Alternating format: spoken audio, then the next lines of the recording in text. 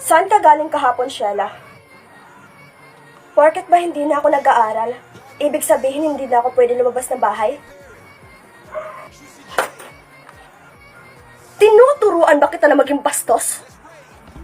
Pag tinatanong kita, huwag mo akong sagutin ng pabaliko. Naiintindihan mo? San ka galing? Sumagot ka. Ate Alvi, pwede ko po bang papirmahan yung card ko? Akyat.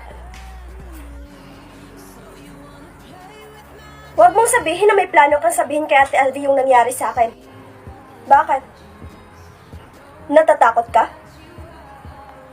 Dahil alam mo mas higit pang gagawin ni Ate Alvi pag nalaman niya, di ba? Kaso umepal ka kanina eh. E di sana, nagawa ko na.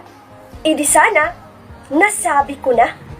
E di sana, ikaw na yung nagproproblema ngayon kung paano mo mapipigilan sa Ate Alvi. Akala ko ba magkakambal tayo? Pero parang bakit mo ako pinapahamak?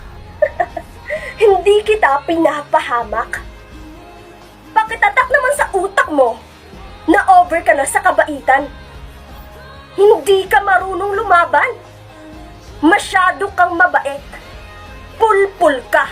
Mahina ka. May galit ka ba sa akin, Sheila? Alam mo, hindi mo ako madadala sa paiyak-iyak mo eh. Ayan ka na naman. Luha yung pinanglalaban. Hindi ako tulad mo. What the...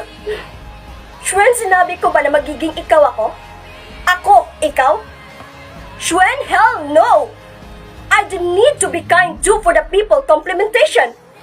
Hindi ibig sabihin hindi ako nag-aaral. Hindi ibig sabihin nun bobo na ako.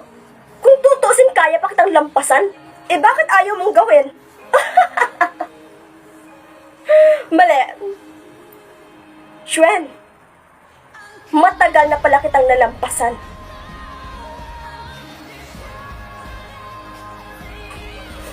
Siya nga pala,